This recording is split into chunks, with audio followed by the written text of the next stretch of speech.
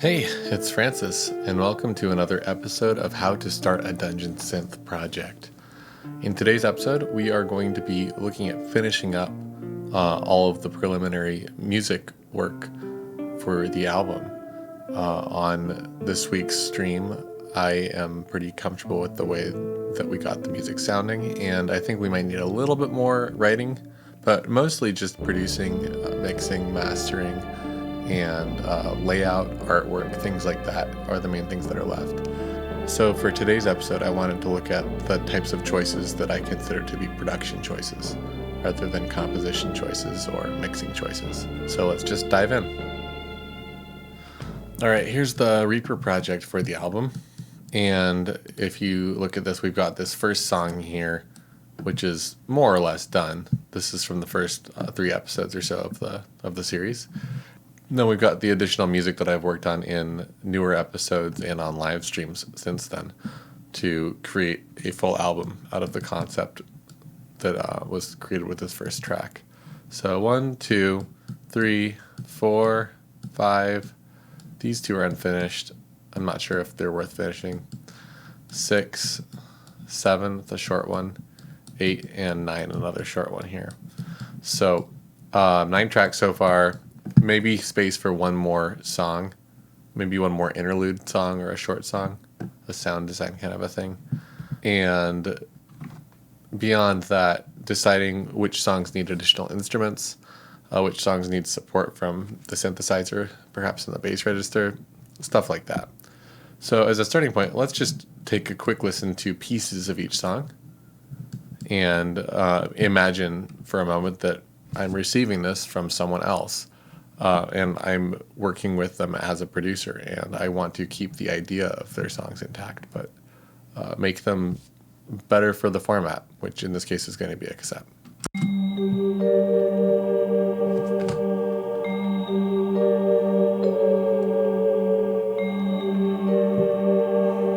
I'm going to bounce around here.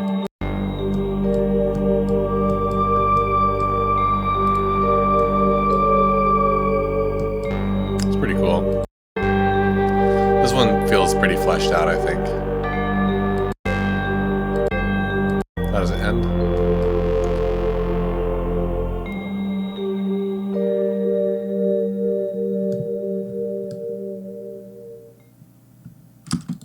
A little weird, quirky thing at the end right there.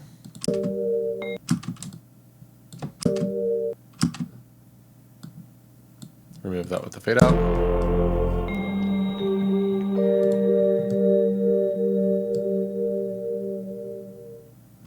That's fine. Next one. I recall liking this one a lot and wanting to leave it relatively boiled down. I want to check the end of it.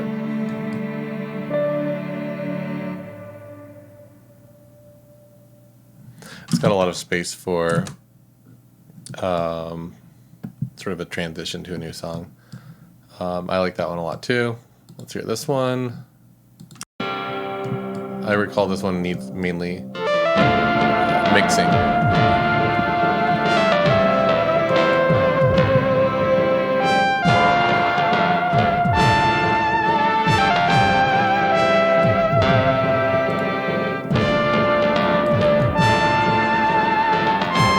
I'd even consider if we want to make this like a digital mix of analog recordings. I know this isn't an analog recording, but that's sort of been the goal here, is to make it feel kind of like one. I would definitely consider doing some light editing here. So like these are really early, for example, and using tap to transient, which is just the tab key in many DAWs, not just Reaper, and grabbing the transients of these drums and locking them to our grid.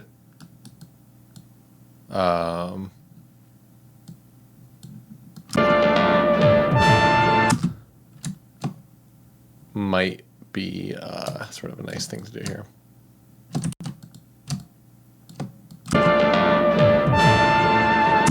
And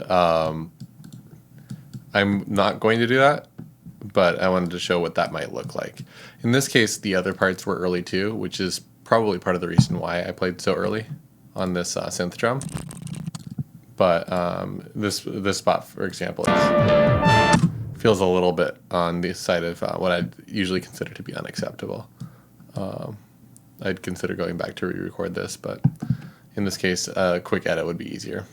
And something that would be more true to what you could do on an analog system for editing would be to essentially slice that entire piece instead of each part. So like that, basically. Moving it over to the right, and I might actually do this instead of that more meticulous edit. And that feels a little bit better to me. And to save myself time, I'll often look for visually obvious spots where drum is out of time instead of listening to the whole project. And I'll correct those before I go back and do my final listen through. This one you can see is a bit early, but you can also see up here, these plucks are also a bit early. And I think that's probably fine. The pluck's actually earlier than that drum hit, so I imagine this one sounds fine. And we can listen to it real quick just to demonstrate that and see if I'm right. Yeah, so that sounds fine to me. You always want to be a little bit careful. You don't want to go too far with your edits. Peeking through these, this one looks really early again. Let's listen to that one. Yep, a little bit on the early side. So another big slice and just moving it over a little bit. Not perfect, but we're not aiming for perfect here. Looking for more, I think that's fine. Great. I want to hear the end of this one.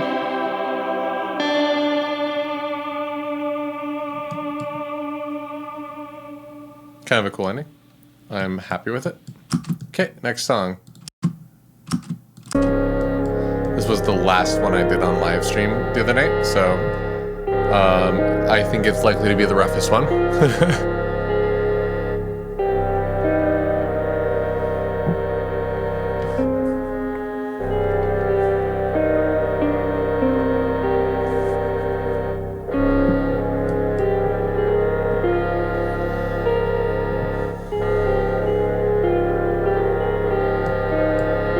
Generally mixing the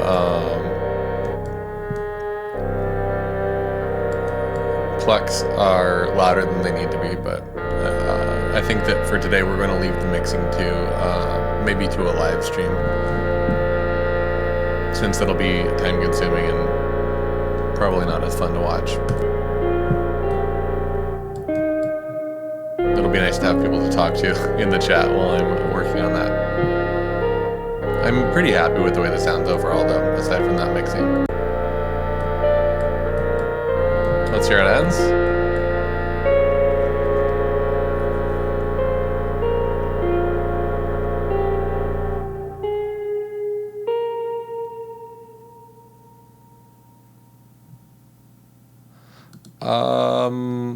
I actually kind of like the idea of adding some type of a weird thing to that. Maybe we'll just sneak that into the percussion track or the synth track. Actually, you know what? Let's do something else entirely. We'll do it on the percussion track.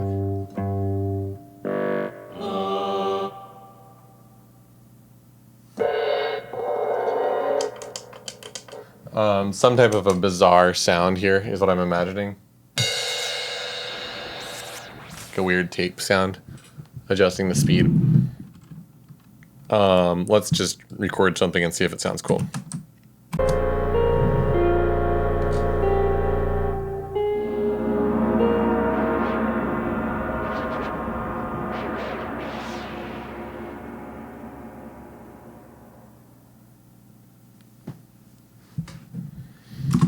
Okay, let's just hear that real quick and see if it's cool.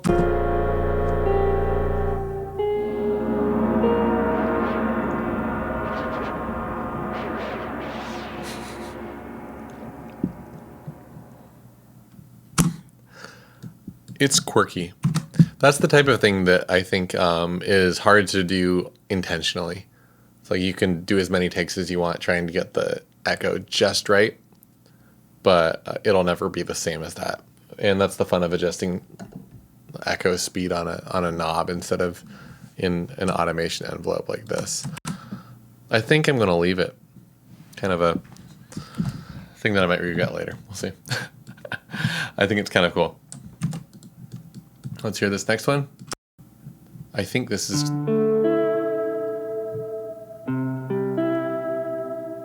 This is an unfinished one. We might want to come back to this later and make a decision as to whether or not we're going to keep these. Let's just change the item color. That's an option, right? Set items to one random color. Just make them stand out. Ugh. I'll pick a different color. To one random color. Cool. That'll make them stick out like a sore thumb. Just to remind myself that's not a song. That's not going on an album yet. Okay, next up we've got this one. This one is one of my favorites on this release so far. Just takes its time. Very like doom metal.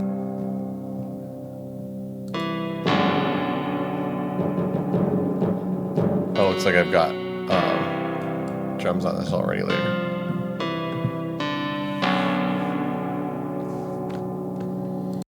Let's hear how this comes in.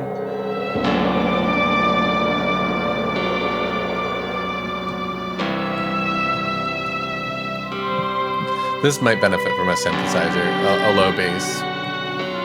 Let's hear when the drums are here. Yeah, I think this track, more than any of the other ones so far, will benefit from a low bass synth. So let's take a look at what that might sound like.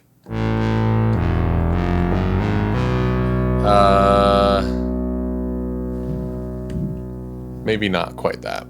Let's see here.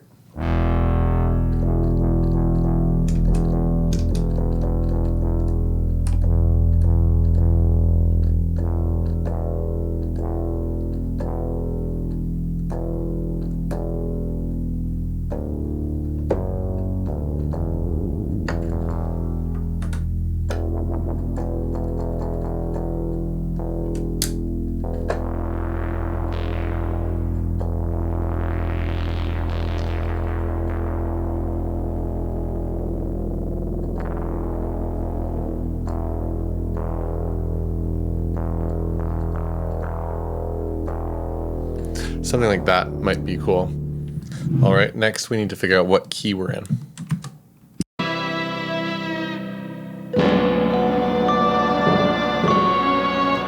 If I recall, I think I remember playing this song in B minor. Yeah.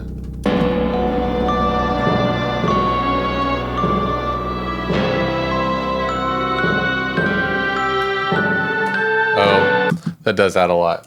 I might even get more conservative with my choice here.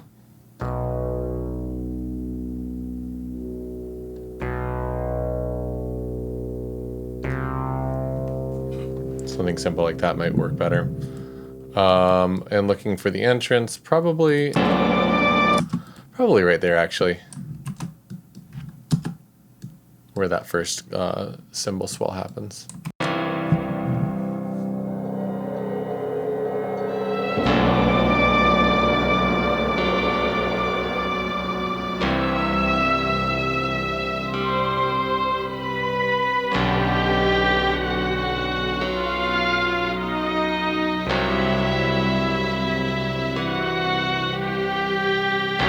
I think it's just B and C.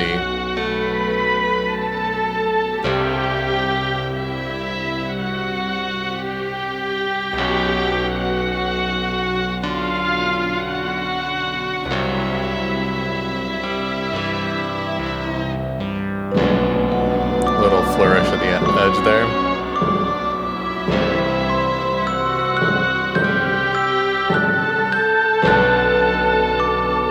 I do think this will add a lot.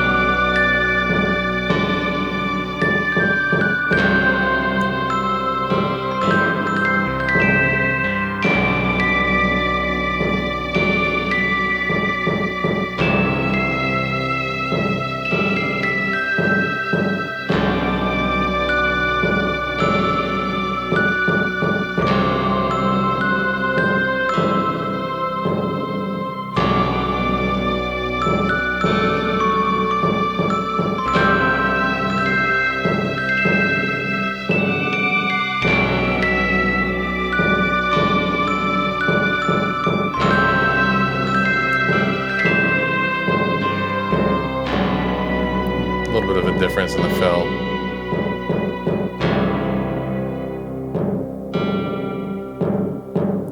I also heard a little flub in the string part at the end. I may add a fade.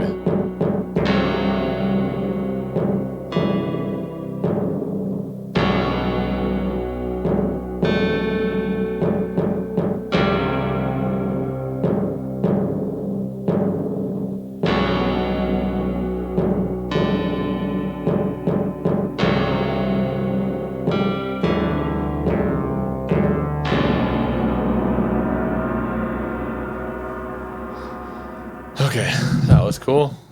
I like it. Make sure it finishes its decay when we cut off the thing so that the recording prints without any damage to it.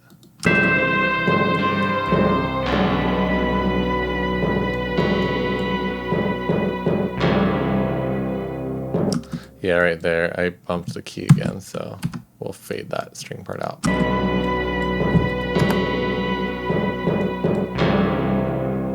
Sounds great. Awesome. Okay. Happy with that choice. Next song. Let's just check this out. As I recall, this was just a solo string part. Not solo string, but string patch. Nice interlude track.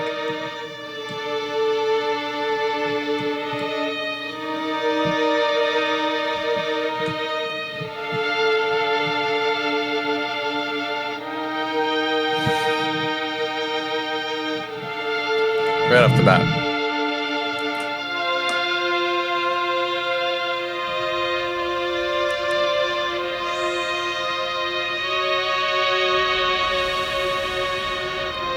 Does it want the noise?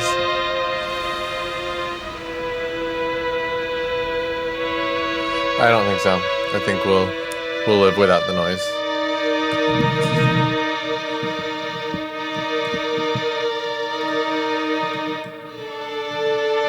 Looks like I just faded this one out, so let's see how that feels.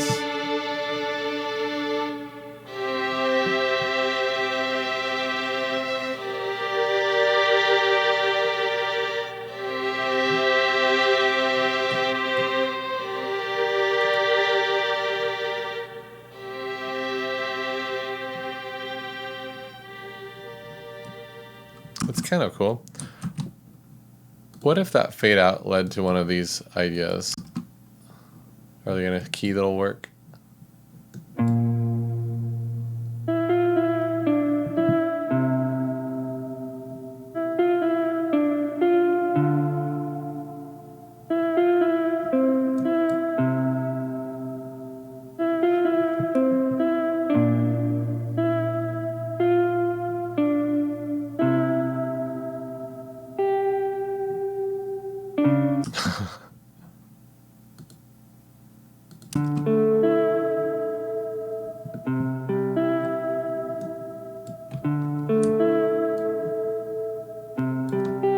Let's see how this feels if it comes in right at the end when this is fading out.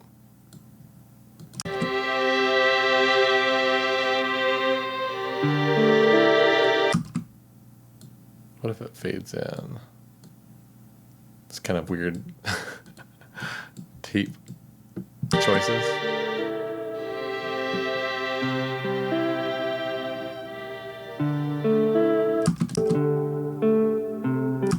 I don't like it. I like trying that stuff though.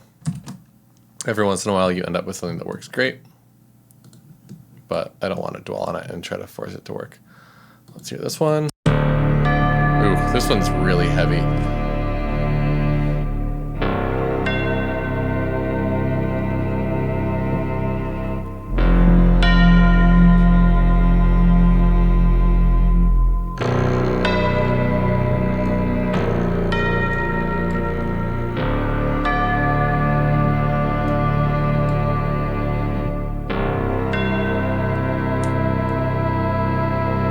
Sounds like with a little more volume. That's fine. That'll be something that is fixed in the mix. The melody is just a little quiet compared to the accompaniment. Let's see how it feels here.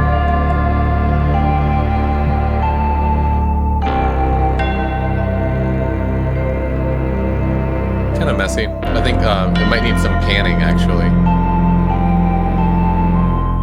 everything feels like it's right in the middle, and maybe it should be around a little bit more. The chimes are off to the right, nothing else is panned.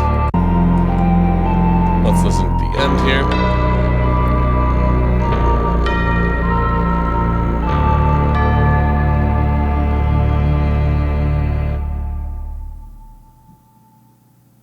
Well, that one's really exciting. I think I like it. And then lastly, we've got this one. Sort of a haunting flute that gets accompaniment from not strings, but this is a choir, as I recall.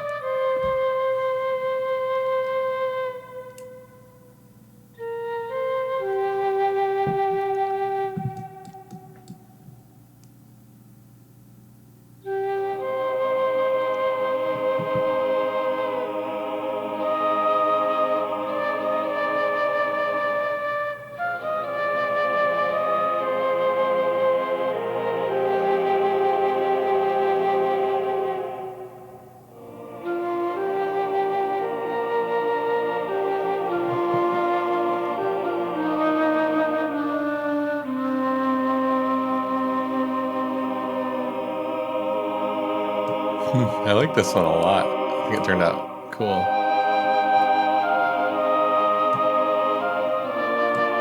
I don't think it needs anything else. This one would probably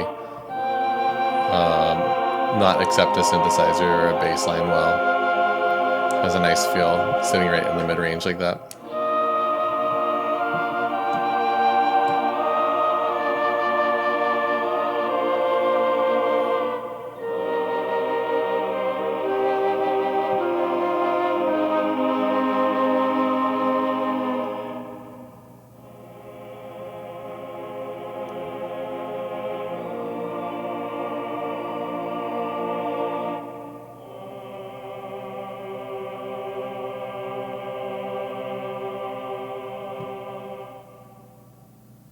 Okay. I'm happy with that one too. That's great. This is a good state to be in. I think that all we need here is maybe one more interlude track. I've got two nice interlude tracks, and I think I like the idea of having another one. So maybe one of these can be turned into one, and we can create that real quick, just a short 30 to 60 second track. Let's hear this one again. I think this was the one I liked.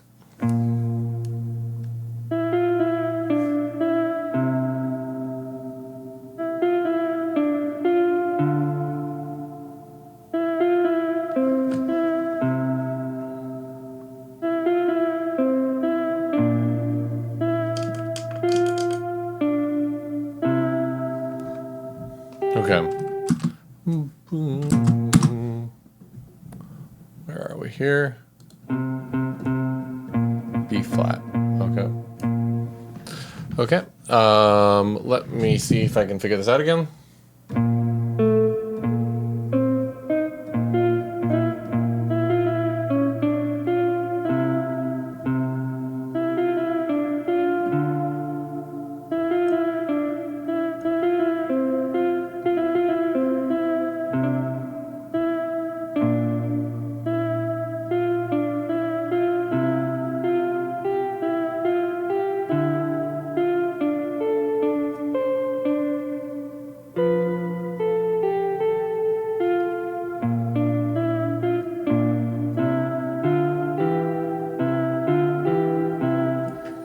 Okay, I'll just hit record and improvise on that for a bit.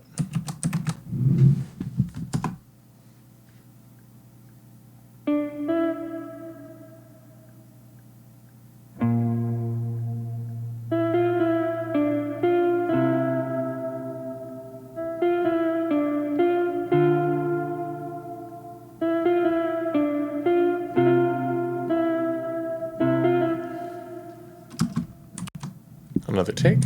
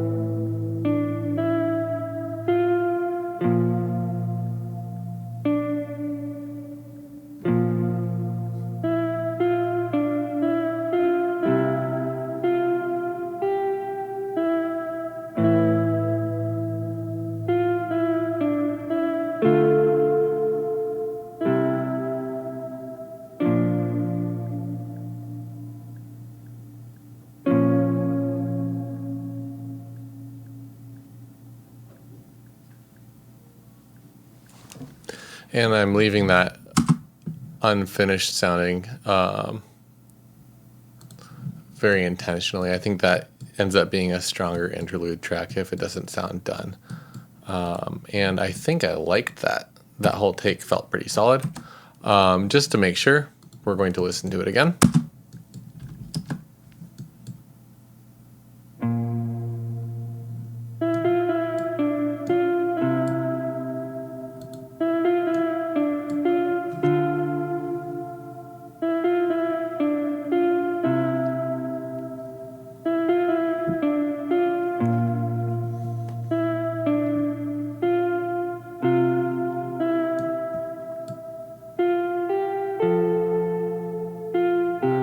That part reminds me of, I think, Chrono Trigger or Legend of Mana. I can't remember which of those games has a little piece in the song that sounds kind of like that.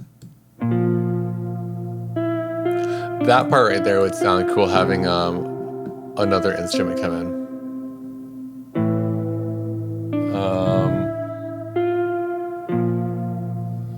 That bassoon patch I was using would be perfect, I think. Let's hear that real quick with the bassoon patch.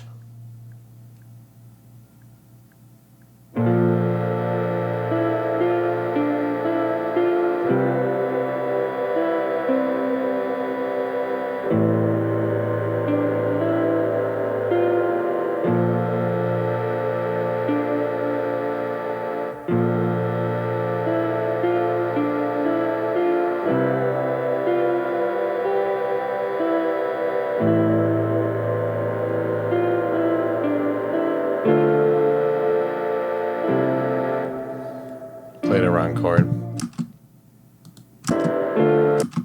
That's a D. I'm gonna make a marker for myself. It's a D minor. And we'll try that again one more time.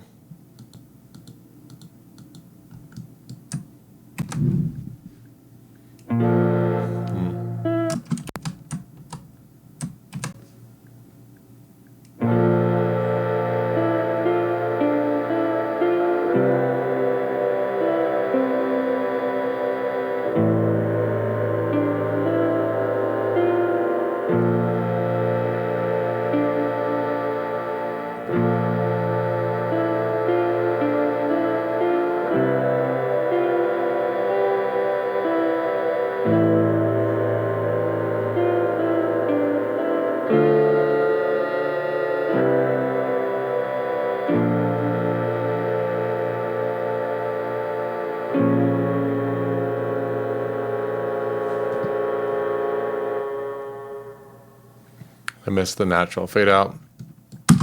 We'll just recreate that in the computer here. It kind of fades by around this point, I think.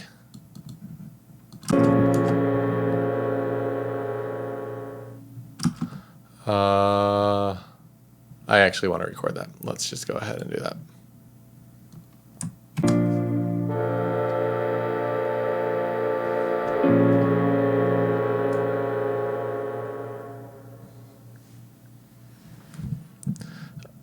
The reason I want that natural fade is so that I can have the tail of the physical reverb unit here on the desk.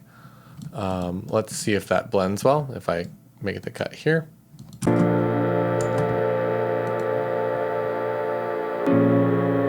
There's a little bit of a pop, so we'll have to fix that. Otherwise it sounds fine. I think we'll do this with a crossfade. A weird phasing thing. Short crossfade maybe. That's not perceivable anymore, so I'm happy with it. Nice. Okay, and now I think that what we need to do is to ditch some of these markers and make this ready for mixing. I am comfortable at this point deleting this little track that didn't make it into any songs. And I will use my delete all markers action. Delete all markers. It's an SWS action. If you don't have SWS actions in Reaper, go download them. Donate if you can. But now that I don't have markers, I can make new markers at the start and end of each song. I'll make them a little bit before and a little bit after.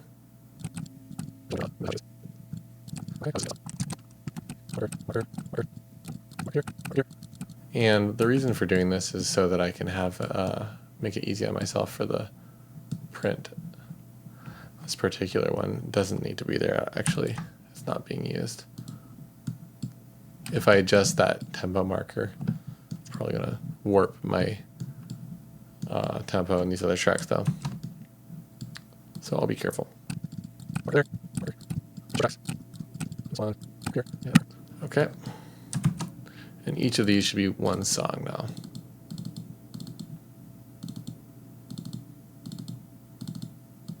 Nice. Okay, since I'm mixing in the same session, I'm not going to render these out right now. And I think that on our next live stream, that's what'll happen.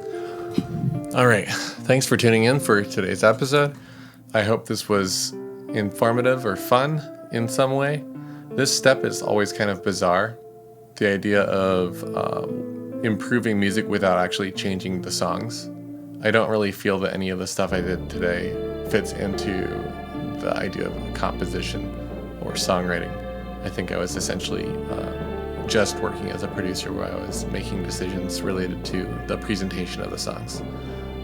The recording that I did do was essentially supporting ideas that were already present in my session. So hopefully that demystifies it a tiny bit. A lot of times producers will do more than that. They'll be in the room with another artist, encouraging them to do a better job on their takes. It's really helpful with a vocal group to have someone that's great at creating recordings in your genre to come in and help you make sure you're getting a great take on your voice. Sometimes it's hard to tell if we're doing a good job when we're singing. Most people dislike their own voice to some extent. So aside from that, we are getting to the point where this is getting pretty close to done. We're going to start having to make a layout for the cassette soon, and we'll have to come up with a release plan. So let me know in the comments if you got this far in the videos and you want a cassette version of this. If you have any ideas for the packaging, something that might be cool to try out, or if you have any questions about how does some element of the DIY release process work.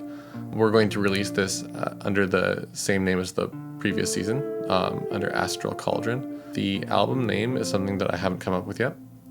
Maybe something relating to a grimoire or a tome. Another astral grimoire. Astral grimoire. How do you say that word? I'm not even sure. But no matter what it's called, thanks for watching. Thanks for sticking around this far into the season. I'll see you next time.